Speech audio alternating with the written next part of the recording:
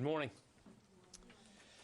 U.S. military operations in Afghanistan continue, with our primary focus on the safety and security of the troops who remain in Kabul. On Sunday, U.S. military forces conducted an unmanned over-the-horizon airstrike on a vehicle known to be an imminent ISIS-K threat. This self-defense strike successfully hit the target near Kabul airport. Significant secondary explosions from the targeted vehicle indicated the presence of a substantial amount of explosive material. We are aware of reports of civilian casualties, and we take these reports very seriously, and we are continuing to assess the situation. Separately, at approximately 11 p.m.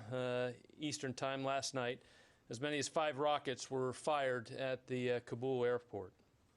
U.S. military forces successfully employed our force protection measures to thwart that attack. U.S. forces retain the inherent right of self-defense and are authorized to meet threats with a swift and forceful response. Force protection is paramount in this phase of the operation. Over the weekend and into today, evacuation operations continued. Yesterday, 26 U.S. military aircraft, all C-17s, departed with approximately 1,200 evacuees. In total, there were 28 flights out of Kabul airport in the last 24 hours, which included the remaining coalition departures. As of today, more than 122,000, including 5,400 Americans, have been evacuated from Afghanistan. U.S. military troops have shown tremendous bravery and compassion as they put themselves in harm's way to evacuate as many American citizens and Afghans as possible during this operation. That work by U.S. service members continues across the globe at a number of intermediate staging bases and DoD installations. In CENTCOM, more than 27,000 passengers await follow-on movement from 6 active locations. In EUCOM, 3 active locations currently have more than 22,000 passengers, and today 17 flights will transport about 3,700 passengers to both Dulles International Airport with approximately 11 flights and Philadelphia International Airport with 6 flights. In NORTHCOM, there are nearly 13,000 passengers that remain at 5 different U.S. installations. These numbers are a snapshot in time, and movement of personnel is very fluid. We do not expect these passenger totals to match the total number of evacuees from Afghanistan, nor will they match the total Afghans arriving to the United States. The mission of the evacuation operation was to help as many people as possible leave Afghanistan. Some of these evacuees included American citizens, third country nationals, or Afghans whose credentials permitted them to otherwise depart without processing at a military installation. Military, civilian, and contract personnel continue to work closely with both government and non-governmental agencies to meet requirements and provide additional capabilities for families as they continue their transition. While operations in Afghanistan will conclude soon, the DoD effort to support the interagency is ongoing. Additionally, the Department of Defense continues to support humanitarian relief operations in response to national disasters here closer to home. In Haiti, the U.S. military assets have flown 560 sorties, providing rapid logistical and airlift support, including delivery of more than 348,000 pounds of aid. On the Gulf Coast with Hurricane Ida, NORTHCOM, as of this morning, in coordination with FEMA and our National Guard, has activated more than 5,200 personnel in Louisiana, Mississippi, Texas, and Alabama in response to the hurricane. They bring a variety of assets, including high-water vehicles, rotary lift, and other transportation capability to support recovery efforts.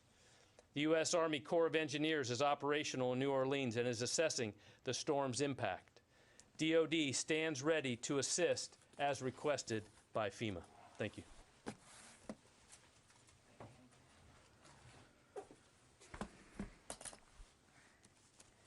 Okay, I don't have anything to add, so we'll go to questions. Lita. General, one quick follow-up and then a question.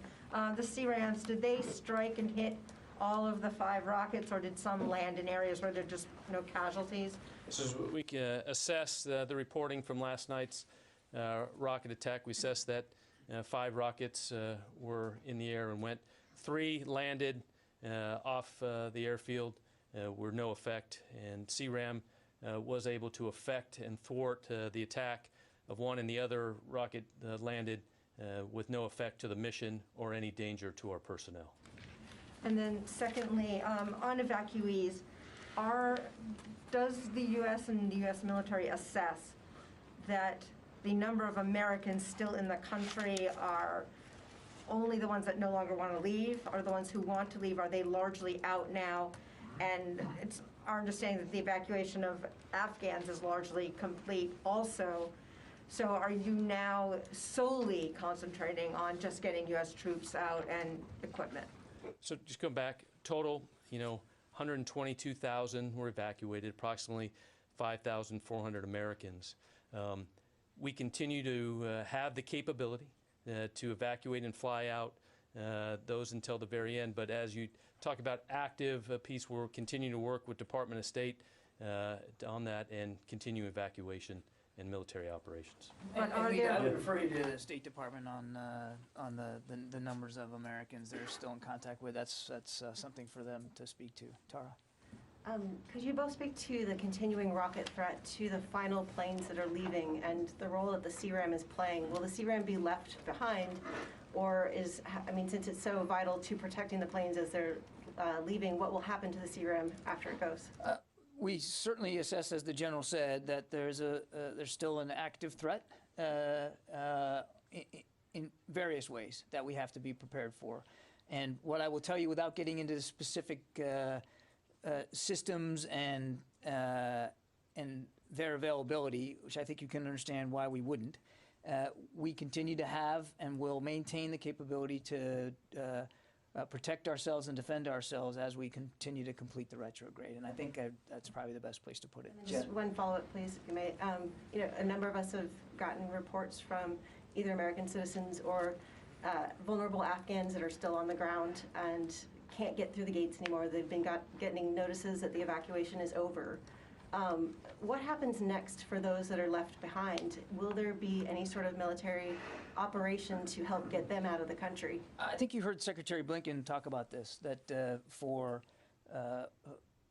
Americans and other individuals that want to be able to leave Afghanistan after our withdrawal is complete, that the State Department is going to continue to work across many different levers to facilitate that transportation. And as I said earlier, right now we do not anticipate a military role in that effort. Jen?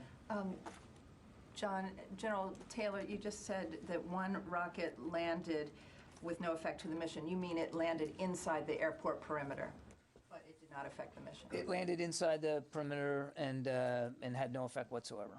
And these ISIS-K fighters or planners that you have targeted with drone strikes in the last few days, are any of them, were they released from the Bagram prison or from Pulicharki prison? Were they known combatants who were inside those prisons? I don't think we have that information.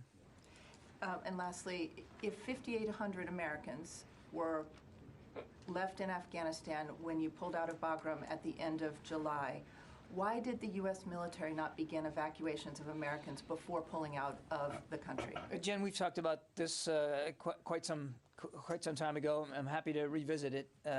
We were already baked into the retrograde plan way back in the spring, was the possibility for non-combatant evacuations and helping people get out. And we were in constant conversations with the Ghani government, as well as our colleagues across the interagency, about what that would look like and when would be the right time to do that. And in anticipation of it, well before the provincial capitals started toppling there towards the middle of August, Secretary Austin pre-positioned forces closer into the region to the degree of taking an entire Marine battalion off of the USS Iwo Jima and moving them ashore to Kuwait so that they would be ready. So this was something that we had been planning for and preparing for.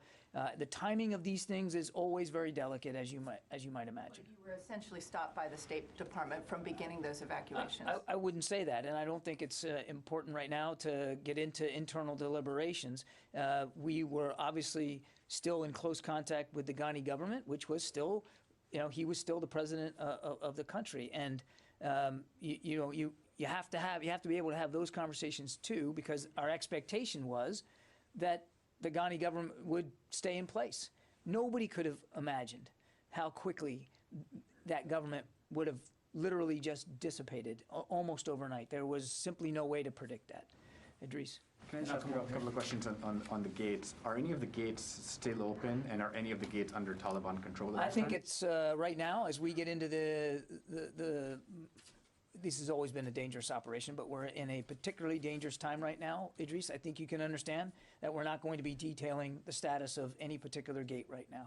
As the general said, we still have the ability and the capability to conduct evacuation operations even while we are completing and working to complete the retrograde of U.S. forces. Quick follow-up. You've now had two incidents, one on Thursday and one on Sunday, where there may have been civilian casualties or reports of it.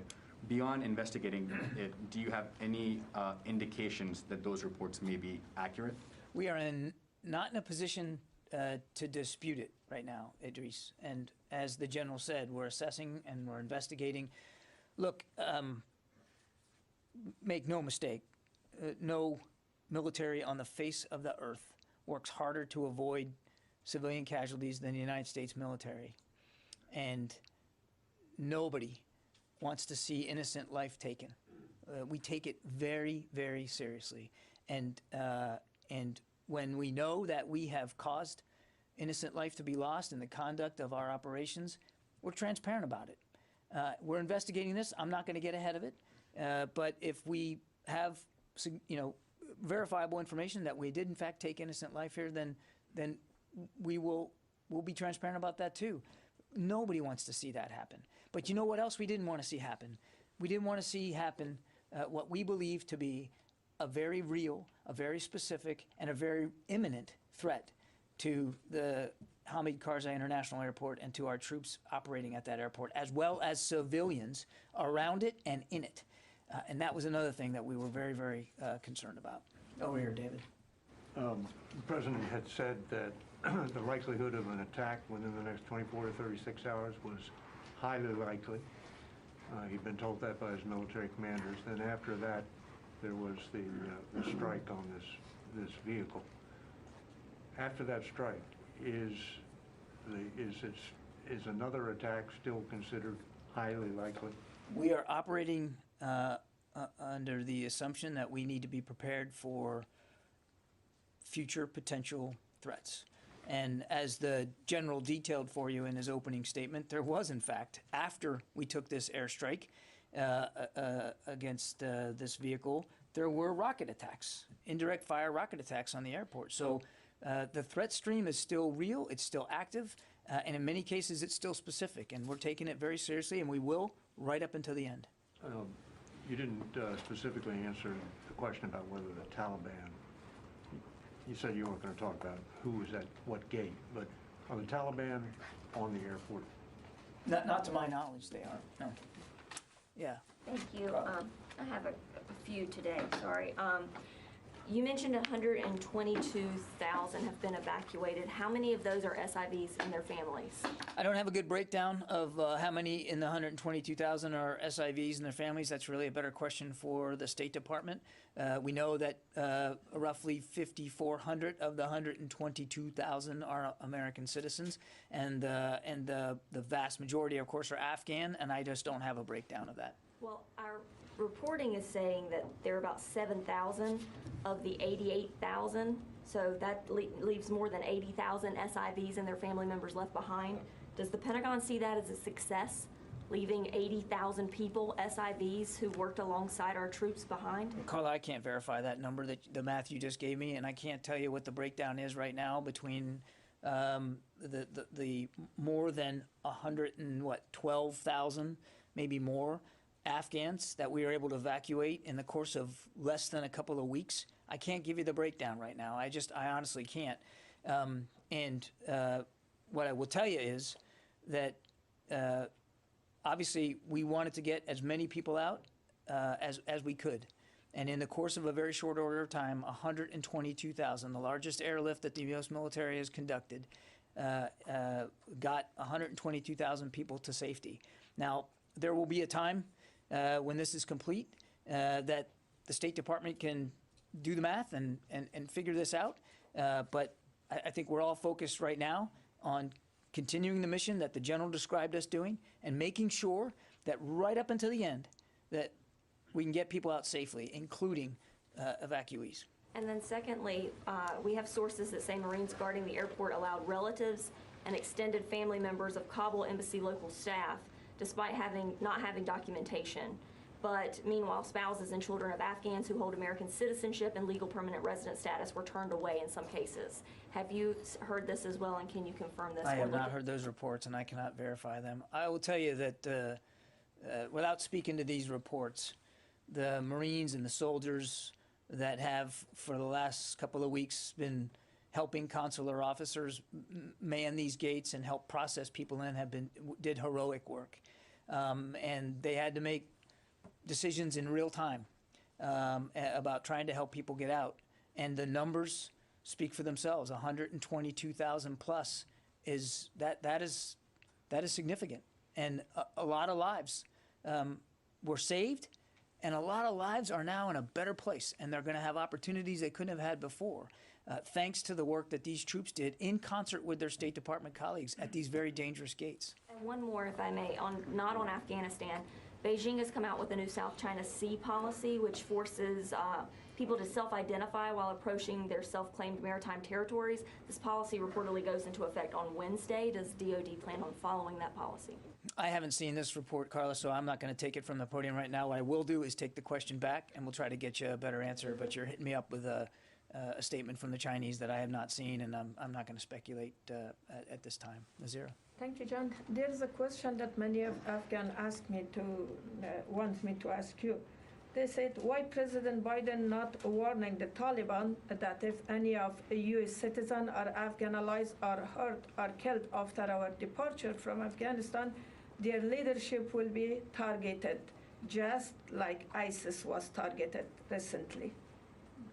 Nazir, thanks for the question. I think the president has been very clear that what our expectations are once this retrograde is complete with respect to the safety and security of American citizens. I mean, I think we've been very clear about that. And as you heard Secretary Blinken say, we're going to continue to pursue a variety of means to help those Americans who want to get out after we are gone, get out. Yeah, Tom. You talked about flights heading to Dulles and Philly. Can you give us a sense of how many people are on those flights and the breakdown of Afghans and the U.S.? I can't give you the, by manifest, so what we think is of today's 17 flights, 3,700, the majority of those are Afghans. Now, as a priority at these lily pads that are done are immediately to get the American citizens there first, and then, other green card holders on those pieces. But the majority of the flights today of those 17 are Afghans. Yeah, I understand the congressional people are being briefed that you're starting to destroy munitions as well as equipment. Can you give us a sense of that effort? At Kabul? Yeah. What I go back to is commanders on the ground retain that authority and the capability to remove or destroy equipment and weapons to ensure that those don't fall into the hands of anybody else. Well, are we going to get an accounting of what has been destroyed, let's say Blackhawks or other equipment? I think when the time is right, we'll be able to try to help better flesh that out. Time's not right for that right now, Tom. Barb. Two quick questions, if I may. On the strike against the vehicle, do you The Central Command talked about secondary explosions, I think, in that, but do you actually have visual evidence that there were secondary explosions?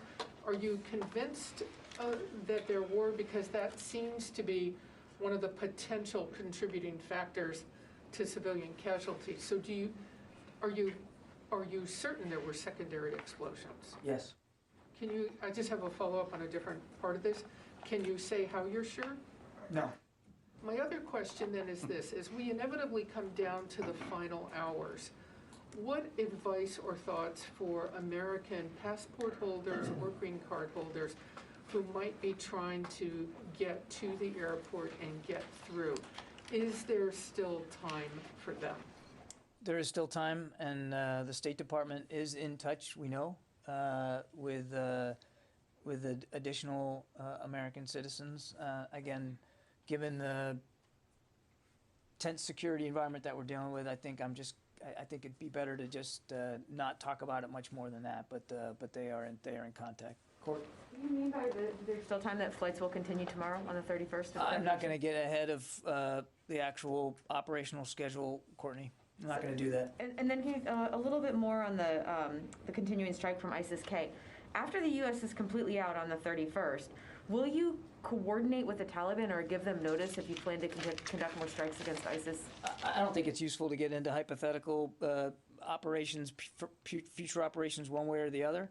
The only thing I would tell you is that the President has made it very clear that we will maintain robust over-the-horizon counterterrorism capability, the kinds of capabilities that you've seen us use in just the last 24, 36 hours, and we'll have the ability to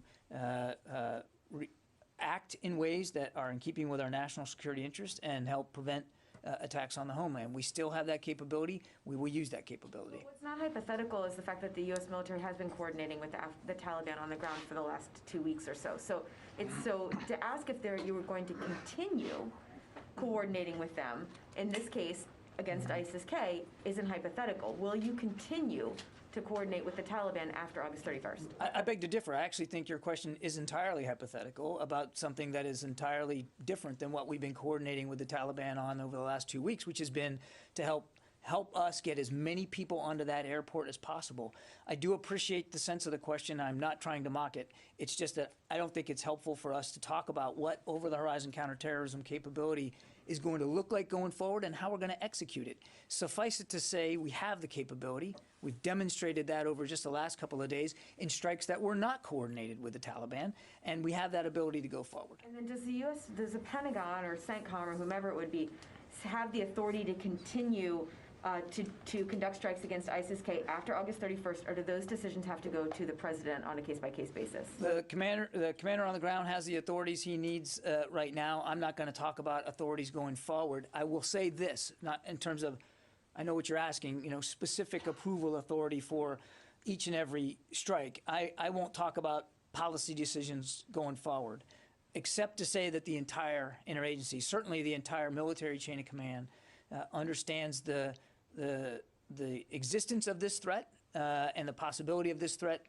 to continue to exist over time, and we have the capability to deal with it. Louis? Following up on these contacts with the Taliban, have there been contacts with the Taliban about the U.S. withdrawal that's going to be taking place right now and over the coming days to ensure that there are no misinterpretations of what's going on? The short answer to your question is yes. Without getting into detail, our commanders on the ground remain in communication with Taliban leaders around the airfield to deconflict and to prevent miscalculations and misunderstandings. And so far, that communication has been effective. And that applies to the withdrawal that's going on right now. It does. Nancy? I'd like to ask you about, or to follow up to Idris's questions. In the initial readout from CENTCOM on the strike over the weekend, on the car bomb and the suspects in it, the U.S. said that initially, the initial assessment was there were no civilian casualties. On what basis did the U.S. make that assessment?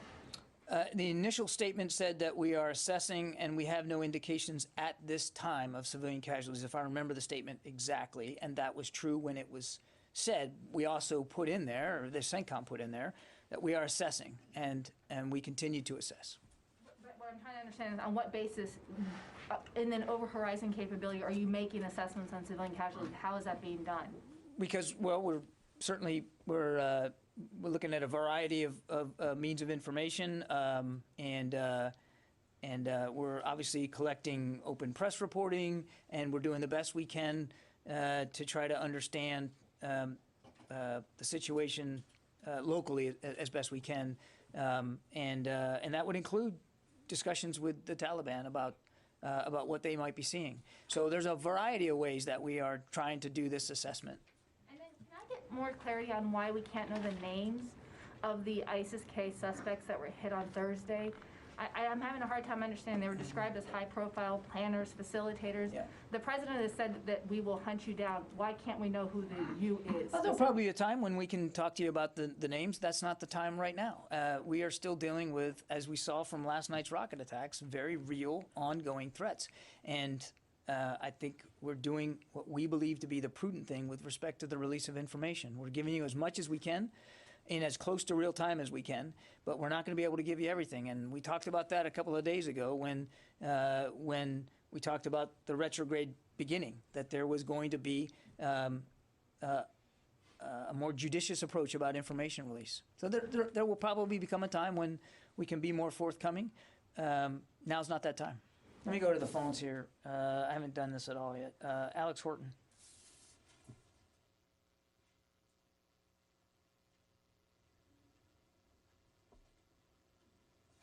Okay, we'll come back to you, Alex. Jeff Shogel. Thanks. I have a question, and it's difficult, but I hope you can entertain it. According to Politico, the U.S. knew where the attack would, or roughly where the attack would take place on Thursday, and when it would take place. Why were there U.S. troops at that gate at that time?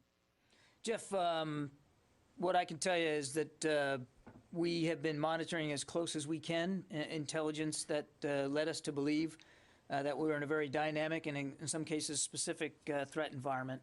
Number one. Number two, as General McKenzie said, we're gonna investigate. We're gonna get to the bottom of what happened last Thursday. 13 precious lives were lost. We're gonna take that seriously, and we're not gonna investigate it in public. Number three, I am absolutely not going to speak to a press story that was informed by the unlawful disclosure of classified information and sensitive deliberations here at the Pentagon. Just not going to do it. Yeah, bye. John, given being conducted at a residential area, this strike, drone strike, the collateral damage of this strike was almost a certainty. So was that the only option you guys used? Just a question to both of you. Was there any other option to stop that bomb-laden vehicle? I'll let the general. I'll ask the general to provide context. Only thing I would say is that we've used the word dynamic a lot, and I know that sounds like Pentagon speak, but that's really how the best way to describe the threats we're facing. Dynamic, moving, fluid, quick. And because that's how ISIS-K operates. And we have to try to be as quick and as nimble as they are. And when you have what we believe to be an imminent threat, and we believe this to be an imminent threat, we took the action that we believe was the most necessary at the best opportunity to thwart that attack. Commanders will always minimize collateral damage. That is one of the key tenets of how we operate. In this case, just like Mr. Kirby said, that this strike prevented a high-profile attack against both, coalition U.S. forces and other Afghan civilians.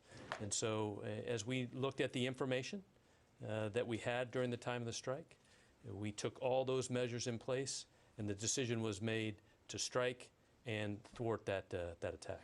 And also on the 5 rockets, so the U.S.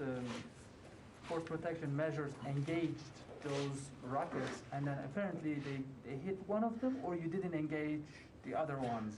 You just wanted to engage that specific 4th one? Yeah, as we look at, just going back, The force protection CRAM did work. It did engage and had effect on the one, and then one did land in an area, and it was not effective. So it didn't intercept that one, right? That is correct. We intercepted one, and it was effective. Okay. The CRAM was effective. Therese. Morning, John. I just need to clarify the numbers you stated earlier. Of the 122,000, is the 5,400 a part of that number of Americans evacuated, or is that a separate number from the 122,000 plus evacuated over the course of this operation, going back to late July when we started moving SIV applicants back home. And then when you add in the since then, yes, 5,400 is included in the 122,000. Okay, thank you. Of course, I understand you can't give us an update on the number of troops on the ground, but are you still confident that all the troops will be out by the deadline? And also, if you can clarify when the deadline will come into effect, like Kabul time, August. It's a little bit confusing. No, fair. Answer to your first question is yes, and the answer to your second question is I'm not going to get into it. Janie. Thank you, John. If the ISK terrorist continues terrorism in Afghanistan, even after the withdrawal of U.S. troops on the 31st, will the United States get involved in the war on terror again? Well, I think I'd like to go back to what I said before to Courtney. The president's made it clear that our combat mission, the war we have been fighting in Afghanistan, that's going to end. And it's going to end very soon here. But what's not going to end is our commitment, especially here at the Defense Department, to protect the American people from threats, and particularly from any terrorist threat that could emanate from Afghanistan again. And as I said to the previous answer, you can see in just the last 24, 36 hours that we do have an effective over-the-horizon counterterrorism capability. We've employed it now twice, and that capability will remain. And obviously, we're not going to detail what it looks like on any given day against any particular threat, but we're going to maintain that capability to protect the American people from threats that could emanate from Afghanistan. And it's also important to remember that the counterterrorism threat isn't just in Afghanistan. It's in the Levant. It's in North Africa. I mean, and you guys have all seen that. And we are going to still maintain that ability to thwart those threats as best we can. And over the horizon is not something new to us either. I mean, we've been doing it for a long time in places outside Afghanistan. Yeah. That over-horizon ability for strike and for ISR, is that still coming from Gulf bases, or are you making progress with regional partners for that over-horizon? It comes from over the horizon, Abraham, and I'm not going to go into more detail on that. Being made with those negotiations? We continue to have discussions with neighboring nations about possibilities. I don't have anything to announce today. Alex, let me come back to you. You there? Yeah, can you hear me, John? I got you. Yeah, going back to the strike, the drone strike on the vehicle, I want to revisit the evidence you used. It seems like verification that it was a legitimate target came from the secondary explosion, though an ordnance expert and trained EOD tech told me, assessing the wire photos, publicly available photos of the scene show, a lack of soot on the walls, relatively little amount of shrapnel. There's a tree that was knocked down that with the foliage still intact. So, after viewing these things, you still stand by with a high degree of confidence that there was a significant explosion and not something like, a gas tank explosion or something like that, that may misdirect the evidence of a big secondary explosion. No. We know that, as I said earlier, there was a secondary explosion that assessed that what was there was going to be used in a high-profile attack. I don't have details on the information that you're just saying there, but our intelligence experts and the CENTCOM will continue to assess the post-strike activities. Okay, a couple more on back there. Does the coordination with Taliban apply to the final phases of the withdrawal? I mean, will they take over the airport before you leave? How will you ensure the protection of your troops? Will you depend on your capabilities? How the outcome would look like, the last flight? There's a lot there. As I said to Louis, we have been in communication with the Taliban about these final days, so that we can make sure that there's no miscalculation, no misunderstanding. Our goal is to complete this retrograde and to wrap up evacuation operations as safely and as orderly as we can. Obviously, I'm not going to get into the details of either the conversations we're having or our processes and procedures. As we have seen all too vividly in the last day, the threat remains high and it remains real. So what I can assure you is that that General McKenzie and Admiral Vasely, General Donahue there on the ground, they have worked out a very carefully coordinated method of safely completing this retrograde, and that's about as far as I think I can go. As for the airport will remain operational through our final flights. What it looks like after we are gone, I would just point you to what the Secretary of State said, that the international community, there's a couple of countries that have talked about being able to come up with an arrangement to keep it operational for commercial air traffic in coordination with the Taliban. I'll let those countries speak for their efforts with the Taliban. That would not be a U.S. military function. It would not be a U.S. military responsibility once we have completed the retrograde and we are no longer there. Just a couple more. Yeah, Megan?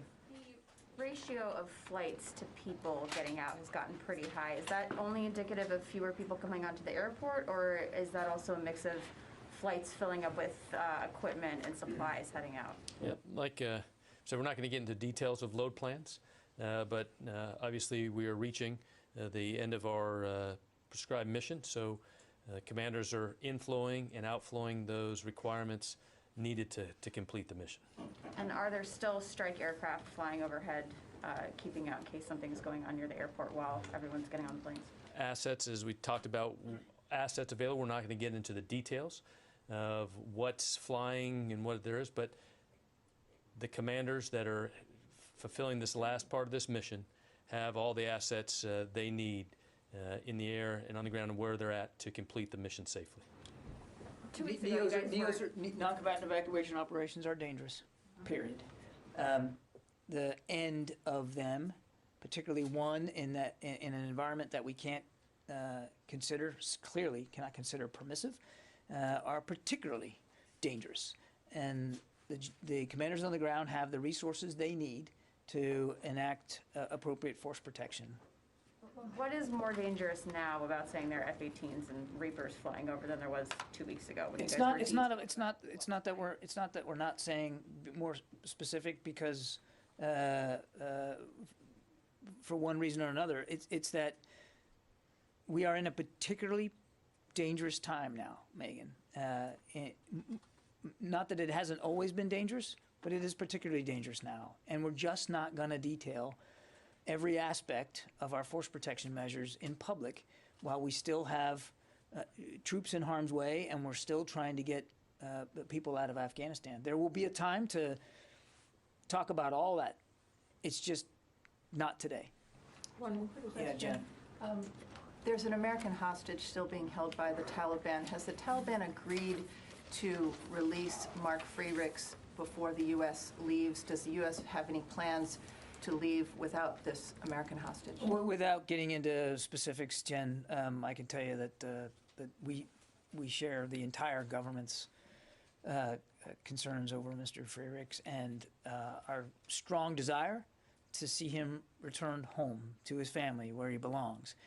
And there has been a concerted effort over many, many months to try to achieve that outcome. And regardless of